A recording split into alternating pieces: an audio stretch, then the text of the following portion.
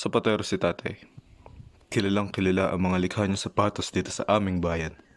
Marami ang pupunta sa amin para magpasadya. Ayon sa mga sabi-sabi, tatalunin pa raw ng mga sapatos ni tatay ang mga sapatos na gawang Marikina. Matibay, pulido, at malikhain ang mga disenyo ng kanyang mga sapatos. Bro, how mo ba natiting ka ganyan style? It's so ganda. Siguro, binibisit ka ng museum ng mga shoes at suwelas. Parang may magic ang iyong hands, bro. Papuri. Matipid na ngingiti lamang si tatay. Tahimik na tao si tatay. Bihirang magsalita.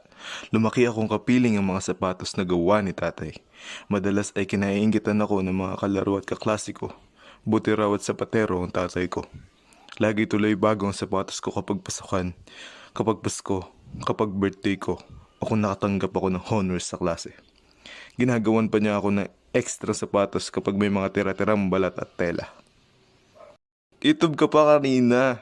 Laging bago ang sotapas mo. Akesh, lagi nalang pamana ng ate ko. Sa akin napupunta lahat ng pinagkakaliitan niya. Hinagpis ng isang isalkak.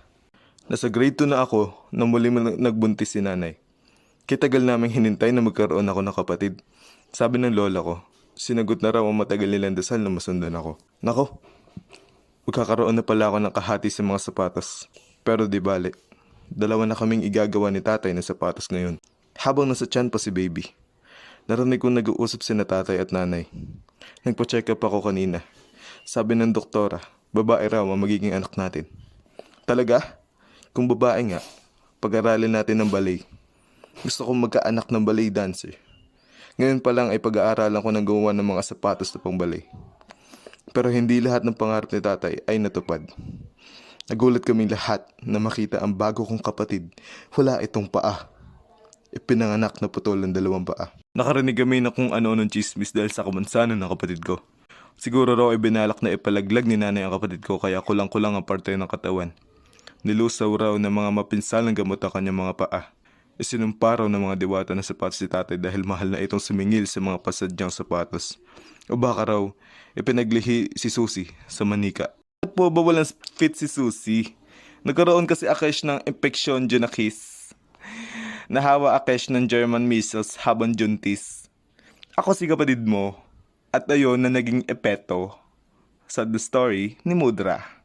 Hindi na magiging ballet dancer ang kapatid ko. Malulungkot si tatay. Araw-araw ganun na naiisip ko kapag nakikita ko ang mga paa ni Susie. Kaya pinilit ko si nanay na muling pag-aralan ako sa isang ballet school. Dati kasi, ayaw ko mag-ballet.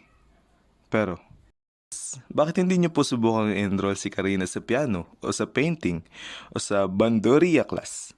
Hindi yata talagang para sa kanya pagsasayaw, sabi ng teacher ko sa nanay ko. Nalungkot ako. Hindi para sa aking sarili, kundi para kina tatay at Susie. At sa mga pangarap na masyadong mailap. Saksi ako kung paano minahal siya ni tatay at nanay. Walang pwedeng manloko kay bunso. Minsan, habang kami ay nagpipiknik sa parke, may isang mama na nakakita kay Susie.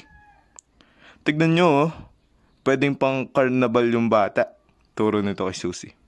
Biglang namala si tatay sa narinig. Tumigam ang mga kamao. Noon ko lang nakita nagsulubong ang mga kilay ni tatay.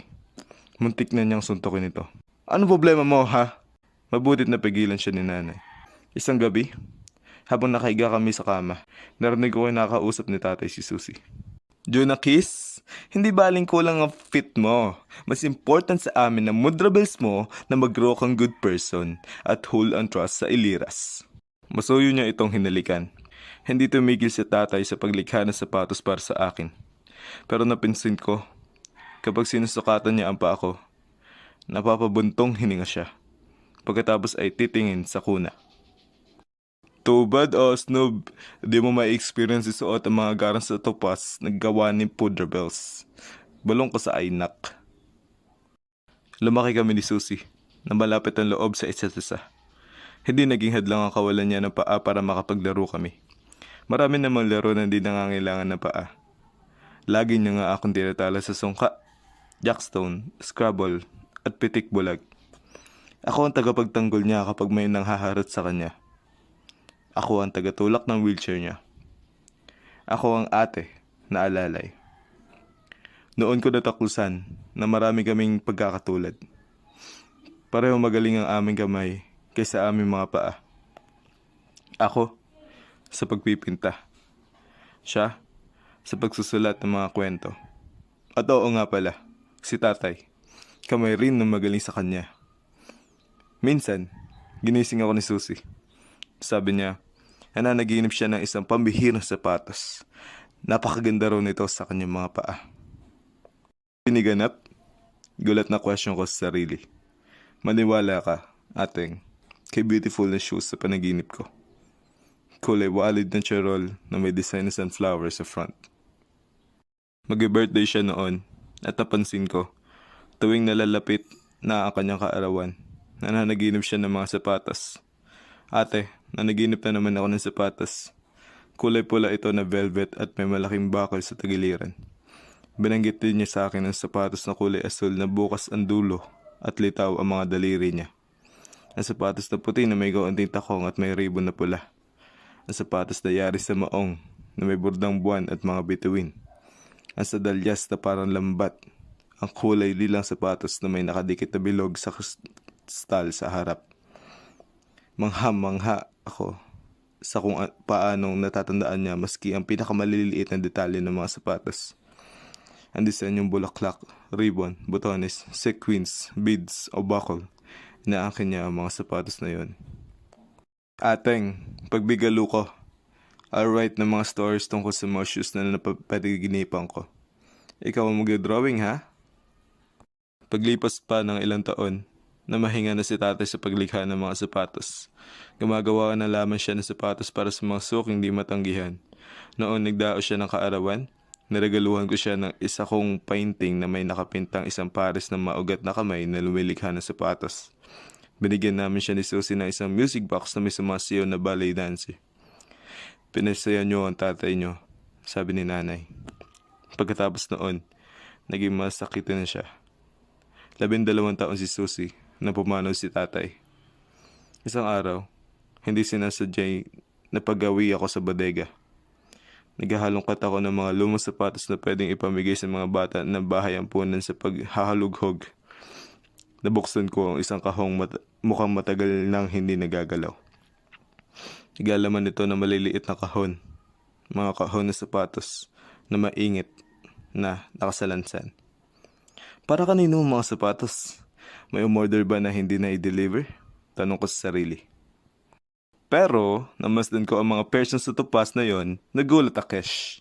Taglay ng mga shoes ang pinaka-the best na design ni Pudrapels. Iba-iba ang sukat nito. May sapatos na pang baby. May sapatos na pang binyag. May pang first communion. May pang pasyal. May pumasok sa eskwelahan. May pang simba. May sapatos na pang dalagita. Lalo ako na-shock na maasab ang kanyang dedikasyon sa nakahaang na pelpa. Para sa may loves kong si Susie, alay sa kanyang first awan kaar. Inisa-isa ko ang mga kahon. Lahat ng sapatos na nandoon ay para kay Susie. Di ata't ginagawa ni tatay si Susie ng mga sapatos. Para kay Susie, lugod ng aking buhay. Sa pagsapit niya ng 7 kaarawan taon-taon, hindi pumalya si tatay sa paglikha ng sapatos sa tuwing magdaraos na kaarawan si Susie. Sa dosenang sapatos lahat-lahat, handog sa mahal kong bunso. Sa kanyang 12 kaarawan, napaiyak ako na makita ang mga sapatos. Hindi ko akalaing ganun pala kalalim magmahal si tatay. Pinitbit ko ang sandusan ng sapatos at pinakita ko kina nanay at Susie. Na may ginawa siyang toss na pa para sa iyo, Susie. Namuo ang tears sa eyes ni Mudra. Inilihim niya sa akin ng mga satapas. Ate, ito ang mga sapatos na napanaginipan ko. Hindi makapaniwala sabi ni Susie habang isa-isang hinahaplas sa mga sapatos. Ha? Noon ko lang naalala ang mga sapatos na ikinikwento ni Susie. Dilaw na charol na may dekorasyong sunflower sa harap. Kulay pulang velvet na may malaking bakal sa tagiliran. Asul na sapatos na bukas ng dulo at litaw ang mga daliri. Kulay puti na may kaunting takong at may ribbon na pula. Sapatos na yari sa maong na may bordang buwan at mga bituin. Sandalyas na parang lambat. Kulay lilang sapatos na may nakadikit na bilog na kristal sa harap. Naisip ko, tinawid kaya ng pag-ibig ni tatay ang mga panaginip ni Susie para may pasuot sa kanya ang mga sapatos. Hindi ko tiyak. Ang tiyak ko lang, hindi perpekto ang buhay na ito. Kaya nang hindi perpekto ang pagkakalikha sa kapatid ko.